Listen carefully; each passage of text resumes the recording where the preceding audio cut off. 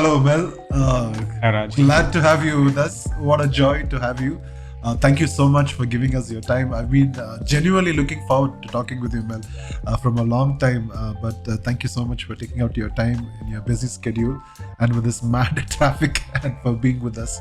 I really consider this as a privilege and a joy to have you. Mel, this is our tent talk, which we have been doing as a podcast, basically to encourage people and to just give a perspective on the camping world. And you have been an expert in the camp world as well as in terms of so many areas of, with event management and working with international schools. So it's really a joy for us to have you.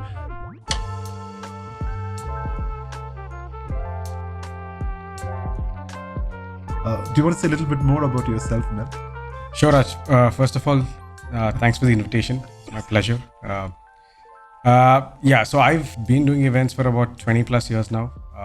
And I'm started with the industry right from a production house, more into an event agency, freelance, more into corporates.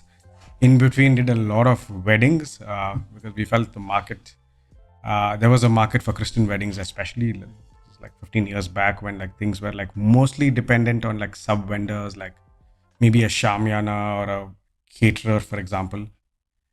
So we felt a need and then did about 100 plus weddings. Wow. uh, I always had like an eye for detail. Started my career in a corporate 2007, worked there for 6 months, and I realized I didn't want to do this. And at that point of time, I think we were part of the youth fellowship at the same church that we were part of, Vanaswari Bible Church. So then we used to do these tournaments like August 15th. We used to have like these football tournaments, cricket tournaments. And this was around that time. I was like, why can't I make this my life? Right? I mean, I just enjoy the fact that we plan together. These meetings that we have in small restaurants are figuring out which team is going to play which team, what is the outcome of the tournament, how do we keep it exciting, how do you make sure that the two best teams get to play the finals, not like that they get knocked off because of a bad day or a bad match. So all of those kind of things, I like the permutations and combinations. So I was like at this time saying, I want to make this my life. Right. So I went online and just checked what is event management, what do we do, right? And that led me to an institute called the Event and Media Institute. I think it's called EMDI on Wood Street. I went there and they kind of like sold a course that I need to do. So I said, okay, I'll do it.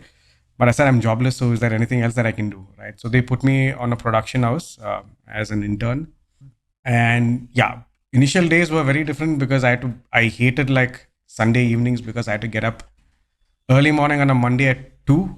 And obviously I'm in the production house, which means that I had to ensure my team and the truck moves to Accenture. So Accenture used to have like these, so they would have this training program.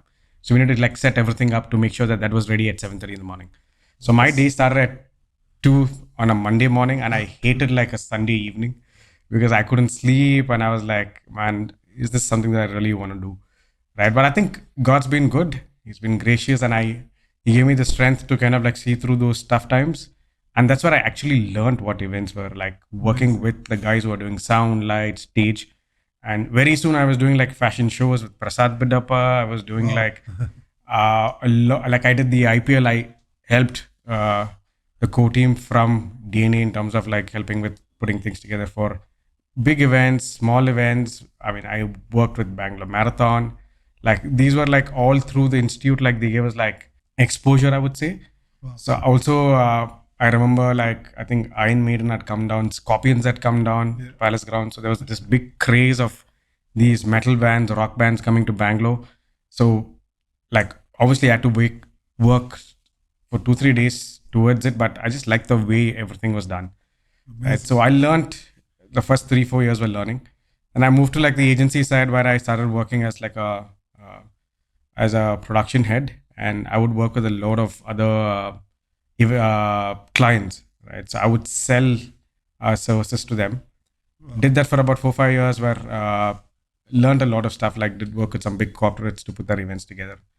Then I figured like, hey, now that I'm gonna get married soon, so why don't I just take a step back and be in control of time? Because one thing with events is you cannot control. It's not a predictable week. Work happens during Saturday, Sundays. It happens on days like Christmas, for example, New Year, for example, right? So I wanted to have a better control of time. So I started freelancing. Amazing. So when I started freelancing, I think there were two projects that kind of stood out. I was part of an NGO which launched India's largest T-shirt. So this was at Trio World School, and I don't know if you've been to that school, but the entire football stadium had a T-shirt. I have a picture of it, and we also won a Limca record there for launching India's largest T-shirt. Amazing. That was the easier part. The tougher part was the client said, "Hey, I want to suspend this T-shirt in Phoenix Market City." This is like 180 feet T-shirt that needed to be suspended. It was maybe about 400, 500 kilos. So yeah, I worked with like a fabricator from Kamnali. We went to Phoenix Market City when everything shut down for like 10 days. Did like a lot of demos and got this suspended during Diwali for a week. Incredible. Right. So that was very interesting. Around that time, I also did an event for the Madras Sappers, which is part of the Indian Army. Wow. So they were celebrating the 225th anniversary, right? So they wanted like this floating stage in Alsur Lake. And so I worked with them for about 1 month of putting like this entire event together. Like the access to the stage was through a boat, right? So the governor of Karnataka had come for that event. So, but it's not every day that you work with the Indian Army and you have a floating stage with like Yeah. people seeing the number of rehearsals that they made us do was like crazy. It was like some 20 rehearsals, My goodness. right? But I like the fact that I could see the army at work of how united they were and how focused they were. So those taught me like a drive in terms of you want to achieve something, like you need to just do it even if it's boring. Right? So did that freelance. That's when I started doing a lot of weddings as well. And somewhere I wanted more predictability, but I got this opportunity with the embassy group, which had a school, international school. Yeah. Right. I wasn't very keen to take it up, but they told me that they have like either the Prime Minister of UK or the Queen visiting the school. So I said, oh, then I want to take this job up. That's pretty big, isn't it? Yeah. So they didn't tell me the name, but they said somebody from the UK is going to come and it's going to be like crazy. You might have to also work with the Indian Air Force because they're going to do a Wow. fly past. I was like, okay, this is not something I do every day, right? Until I signed the papers, I wasn't aware of when this was going to happen, right? And then I got to know that the Prime Minister of UK had come to Stonehall. So Stonehall also is part of the embassy group. They also support like a lot of government schools.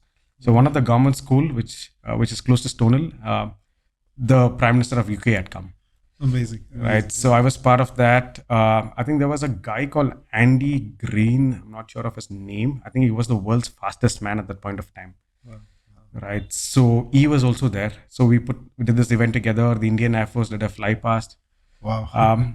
I remember very clearly because I like details, like I mentioned. I remember very clearly like there was this small restroom within the government school, and when we were doing a recce and talking to the agency, they were like, I don't think we should invest time in cleaning the restroom.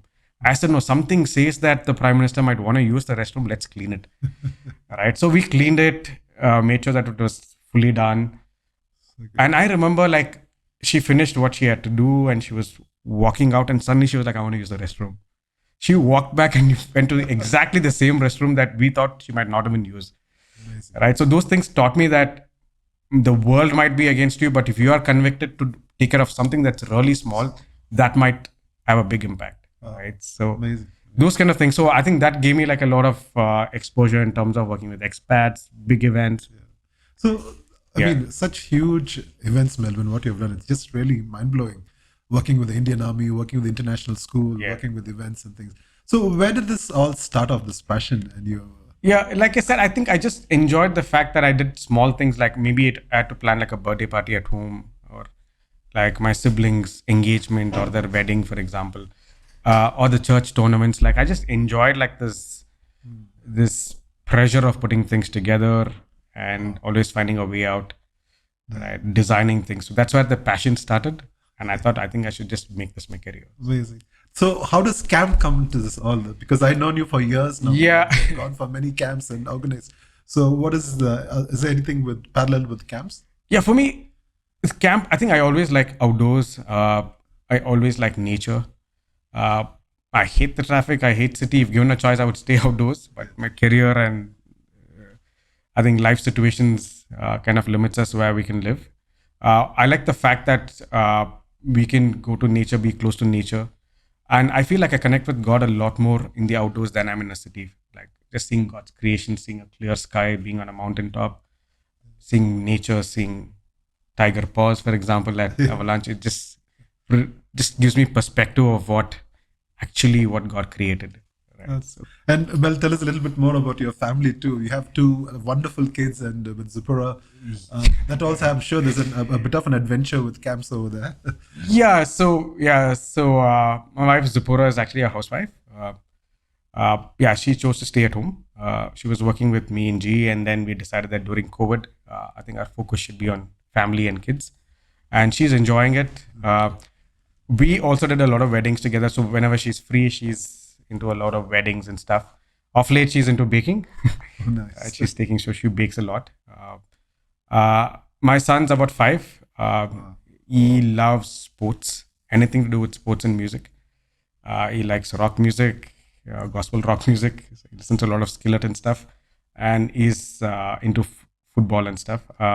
My daughter loves to paint, loves to color, and she likes anything pink. So It's such a blessing, Melvin, to see you as a family man, being a single man, and one of the experiences, Mel, which I wanted to talk to you and really get your perspective, because you have done so many events, and as you said, you have done about 100 weddings. How is it we manage expectations? So especially in a camping world, there's a lot of expectations. I remember once we had a camp in Coimbatore from a school, and we did a camp in Anakati over there. The kids, they had come and the kids were enjoying themselves, but the teachers had a certain expectations, and then we were doing some outdoor stuff and cooking food on open fire, but things did not really go well for the teachers, and they kept complaining.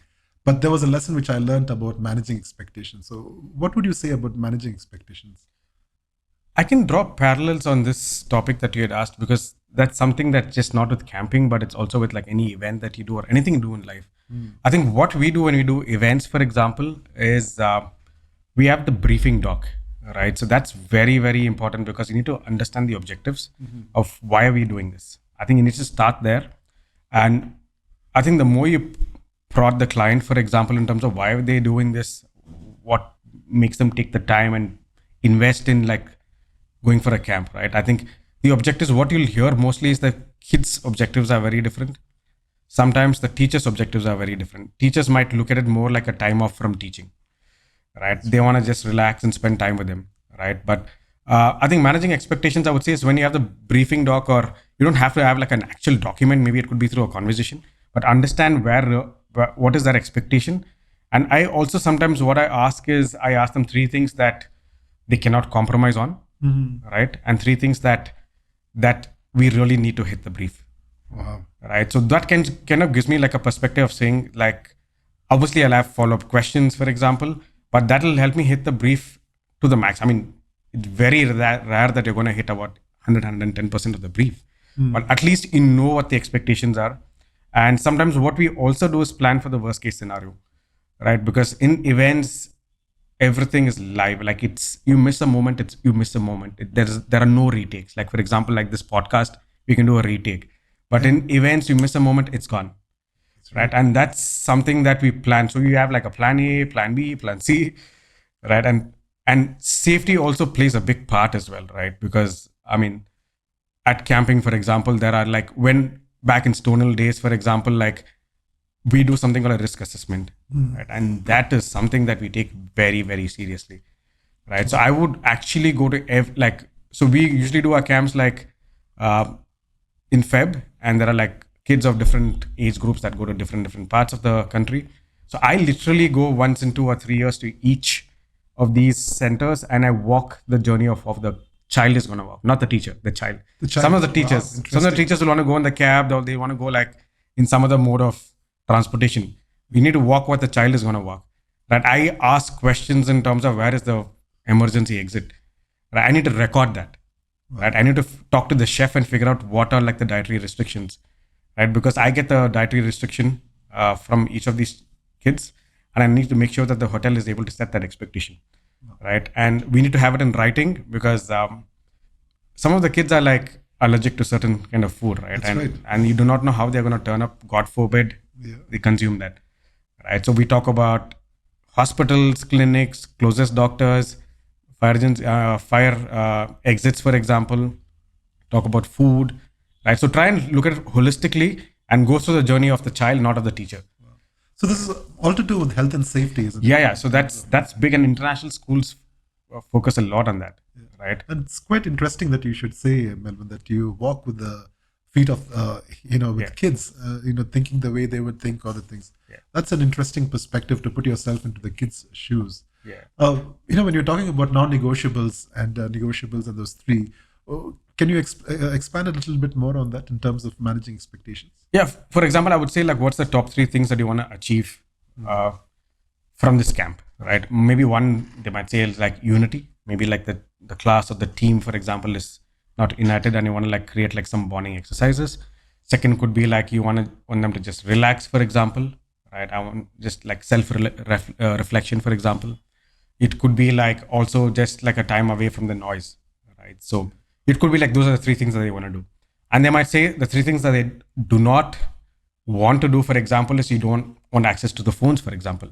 If it's a non-negotiable, then you be very clear saying that this is a no phone camp, right? Because that's the expectation from the person who's investing or sending you for the camp, right? So in terms of, saying these negotiables and things, what I'm understanding is from you is to be more clear and to bring in more clarity. Yeah.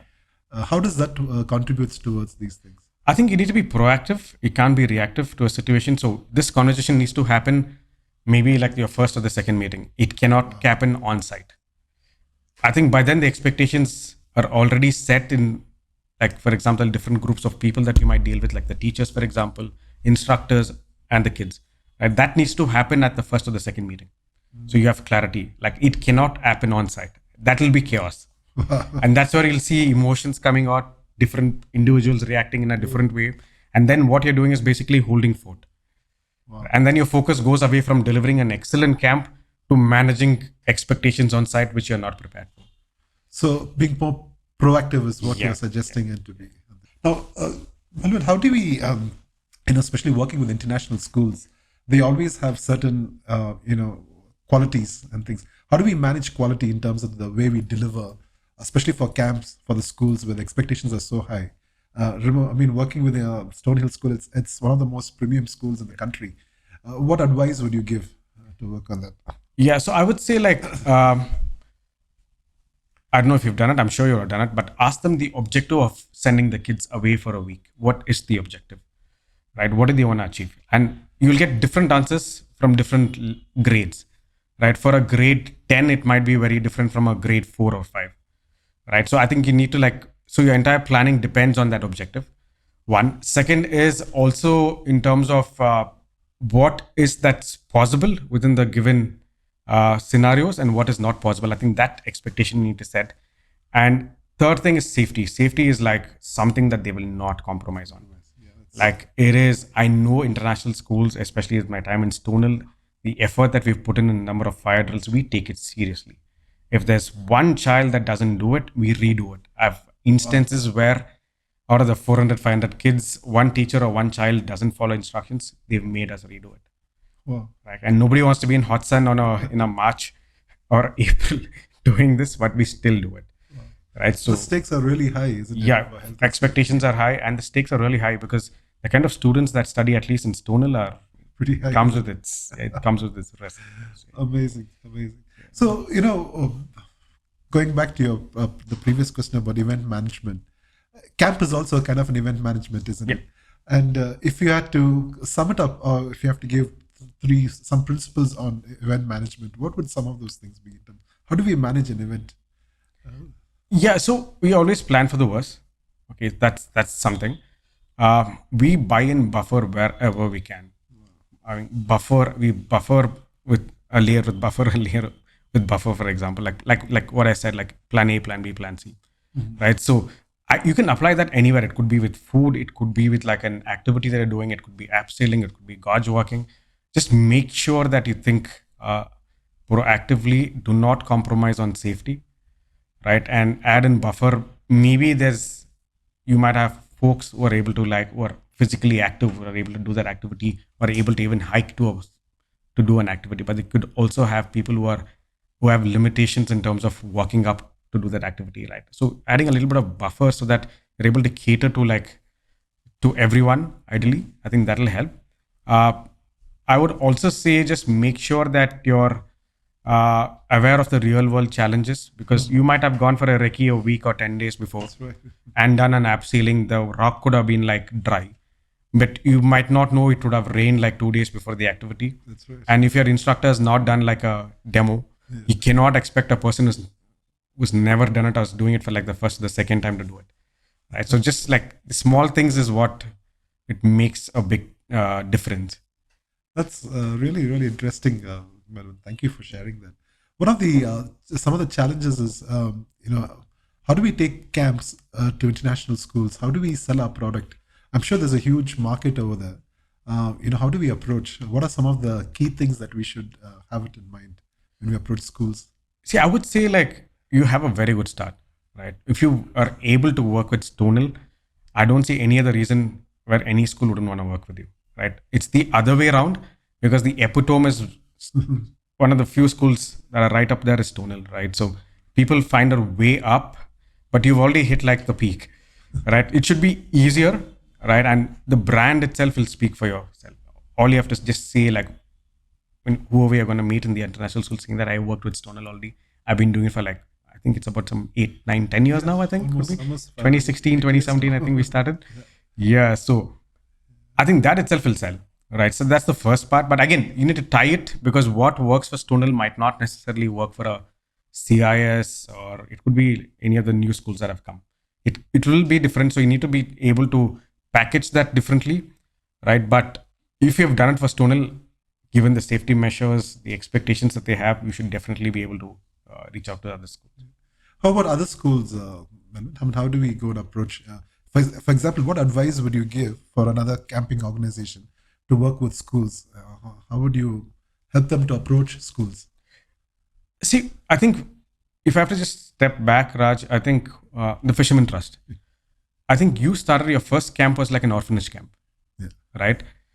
So building credibility takes time, right? If you have an opportunity, if they're giving you a small window, make it a door, right? Wow. So prove yourself, I like that. Yeah. right? And the fact that you guys did the orphanage camp so well, people were like, hey, let's give them the surfing camp, right? There were a lot of discussions about the surfing camp because you guys did not have a property on the beach. Yes. Like there was surf stuff that was happening in Mahabalipuram, and you guys wanted to take it away from there, and you proposed something that's on the opposite side of India, which is Mangalore, right? So if I have to draw parallels, I think that was more like a 3-star property, but I think we had limitations of where you stayed. But I think the experience that you delivered of taking the kids on a boat to go to the beach, do your class. I've not been part of the the surfing activities that you guys have done there, but I know what I've heard from people is that I think the experience is nice. I think the kids like it, and it's exclusivity, privacy that they get. Right. So I think that is why they want to keep coming back. So I would say like start small, build credibility. Any opportunity they give you, take it up. Wow. It might just start with after school activities. You might not even get opportunity for camps. Yeah. Right. So start there and then you can build your credibility. Wow. It's the small things, isn't it? It's the small things lead up to the big things. Yeah. Isn't it? What are some of your learning lessons, Mel, in this journey? You've been doing it now for almost 20 years.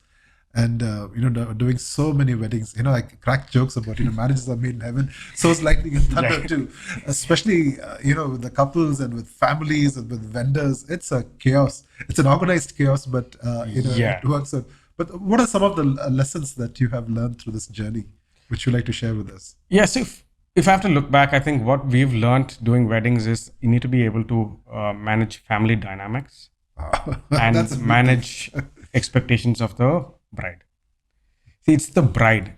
I mean, it's very rare that a man will think of his wedding like how a woman thinks of weddings.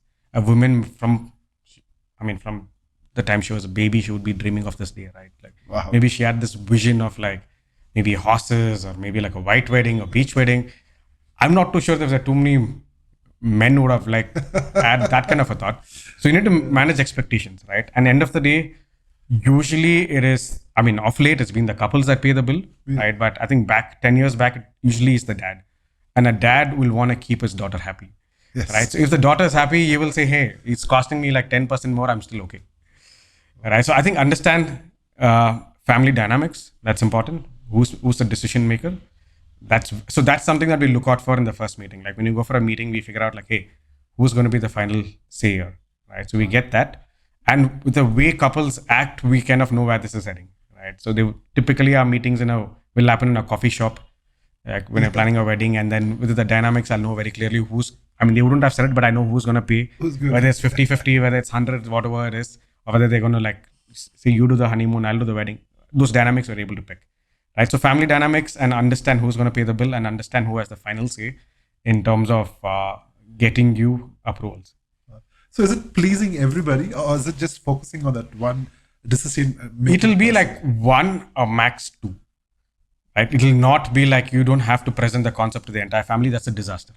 Because then what will typically happen is like somebody will say let's put like this flower decor here. Somebody will say no, the flower decor doesn't look nice, and let's put it somewhere else. Right? The choice of music will be different. The choice of food will be different. Right? So that's why to identify, and that's something that we ask them in the briefing doc, saying that who's the final decision maker. Wow. Right? Because there's so much of likes and wants, isn't it? And if you notice, it's a disaster. Yeah. I mean, there's so many thoughts. forget about big families. In small families, there are things that my son likes which my daughter doesn't like. Things that I like which my wife doesn't like. But you need to understand who's the boss, right? And have you worked in such a way that you have brought them together in terms of unity if there is so many ideas and expectations? We've done that. Sometimes we had to ego massage people like the mother or the mother-in-law. Sometimes we've done that. We don't lean towards it because that's not our job. But sometimes they directly call you saying that my daughter's not able to understand. And we kind of like try to make them understand in terms of how she's been dreaming of this day. And we feel like given the number of weddings that we have done, this is not a bad idea. It's a good idea. It's workable. We'll take care of it. All of that. Yeah. That's really, really interesting, man. So, I'm sure you have had hundreds of successful stories. Has there been any event which has not gone that well, and what has been some learning curve from that? Yeah, I think, of course, there has been. Like, I remember, like, back in my agency days at Manyata Tech Park, this is about 15 years back. So, we were doing like an activation for Sundaram Motors. So Sundaram Motors is one of the dealers for Mercedes. Okay. So, they got this Mercedes C-Class, and we were like displaying it in a tech park, right? And I told the guy, the showroom guy, saying that, hey, we're putting a backdrop. This is about 12 to 14 feet height. I know you want to have visibility from far because people are going to walk out of their office. They want to see like that big branding of yours. There's a car that's going to be parked, but the wind is quite heavy. My recommendation is do not go above 14 feet. 14 feet. He said, no, I decide how my brand looks. You're my vendor. Do it. So I took a picture for a proof, took a video, sent it. Unfortunately, at about 11:30 in the morning, there was this wind that came and the backdrop fell on the Mercedes car. Oh my goodness. Right. On the Mercedes. Yeah. And the car got damaged. So I was like, I told you so. Right. So yeah, I think he had to face some repercussions from his higher ups. But I think sometimes clients don't listen. They feel like they know better. But we've done this like for multiple brands. We know what it is. Right? So we tell them, but if they're not willing to listen, you always wave the red flag and get it in writing that, hey, I've warned you about this. If something goes wrong, it's not my responsibility. And that reminds me that for every wedding that we have, I have a contract that I sign. And the contract very clearly has the terms and conditions. Payment terms, what are we responsible for? What are they responsible for? And what are the things that can go wrong? I did this faithfully, be it like 50 people wedding, be it like 4,000 or 5,000 people wedding. Like I did this 10 years back. I was very clear because I wanted to have it in writing. And Melvin, that's such a important aspect of it because end of the day, you sign it. Why is it so important? Because a lot of times when we do certain things and then we end up and we didn't think it through or we're facing the consequences basically because we have not talked about this earlier and we didn't agree upon. Why is this so important? I think just to have clarity, Raj, in terms of you know what you're responsible for and you know what the client is responsible for. And there are a lot of things in between that you can't control, the client can't control. And need to have clarity on that, right? I've had instances where like there's some band, for example, and you can't do anything about it, right? And it's not that I influence the government, right? So, Yeah. but you've invested time in setting up in a 5-star hotel for like a corporate event. Yeah. Right? There is still money, time, effort gone in, right? So who's going to pay for that? It has to be the client, right? It can't be you, right? So, yeah, like I remember, like I also done like smaller events for like apartments and stuff, right? So I remember one instance, like I insisted on a contract saying that anything that is damaged on site at the event is the client's responsibility. I bet the client did not read it; they signed it, right? This was at Golden Palms, Narayanpura Cross, about I think 7-8 years back. And I think after the event was over, like they were having this dance party, and some of these guys got very excited and they knocked a speaker off, and the speaker fell through. Wow. And that was, I think, almost about 2 lakhs, right? And because I had the contract, I said, you have to pay for it. And they paid for it. Wow. Right? Sometimes you do not know the consequences of something that's very small, but since you follow the process, it'll save you. So do people agree for the contracts? Do they? I think do you'll they have to respect insist. You have to just say that, hey, everyone signs it. I want to have as much clarity as possible because I'm giving it to you in writing what I'm going to deliver. Right? So it's a proof for them as well, saying that hey, this is what we agreed on. So it's just not words, but also It's written not document. WhatsApp, it's not emails, it's not words. Have it in writing. I would Yeah. say. By the way, so what is the most legit document? Would you say? I would say like Emails or emails are good enough, but if you can have a physical copy signed, even better. If it's high transaction values, then get your lawyer involved and have like a proper agreement. so much. And I guess there's quite a parallel towards even running camps with schools Yeah. and managing that and signing up a document. It's such a huge Yeah. blessing as well as a safeguard, isn't it? Yeah. So what would you talk about some safeguards that you have taken over these years to protect yourself as well as the clients? Have there been any Yeah, safeguards I that you think have done? I put an effort in terms of wrecking the place, like be it camps, like be it the camps for Stonal, be it doing events. I physically want to go. Like as we speak, I went to Mumbai like for 2 hours, I think Wednesday, just to see a hotel because I'm doing an event this month. I just landed off the flight, went there for an hour, just quickly grabbed bite, came back.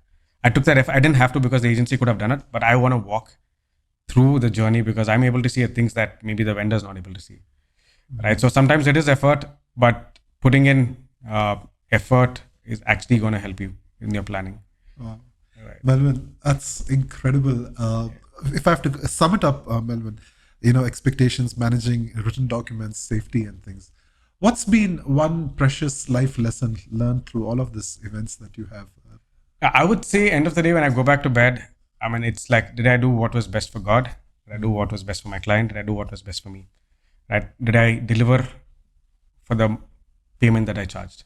Right?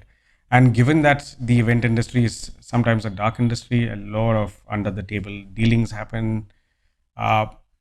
Yeah, for me, it's not about the money that I want to make. It's about being clean.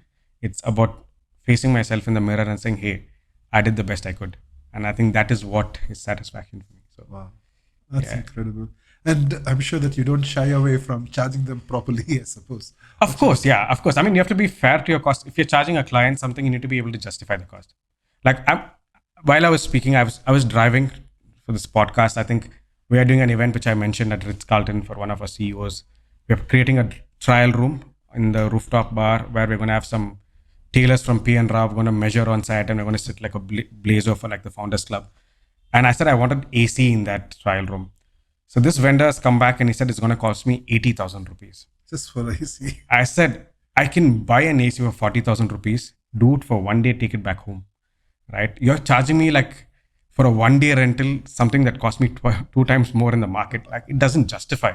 Like, so long story short, if you're going to quote something to a client, you should be able to back it up with logical explanation of why this is going to cost. Wow. Right. So like it is a brand that you're building end of the day, right? It could be through the words that you say, the messages that you give, every interaction that you have, it has to be a brand. Because if he in his head thinks, hey, this guy is trying to take me for a ride, then he will start looking at alternatives. Wow. But if he knows you saying that, hey, this is logical, I think we can spend for this, you build trust, and that's how you build relation. But you don't shy away from those conversations. No, absolutely not. Yeah.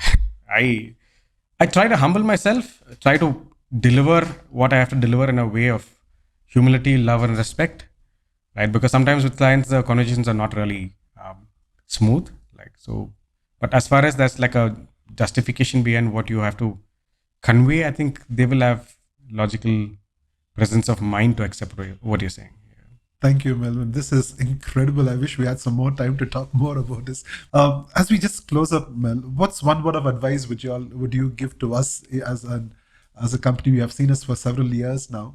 What's the one word of advice would you give, not just for us, but for all the camping people in the world, or just for the camping campus, yeah, so to speak? Yeah, I would say is I think I've seen a lot of trend right now with where people try to fit like an outdoor activity within the city, right? Like for example, you'll have apartments having like wall climbing, right? The joy of doing it outdoor is kind of taken away because they're finding substitutions to do it like within like a sports center or within like the apartment basketball court.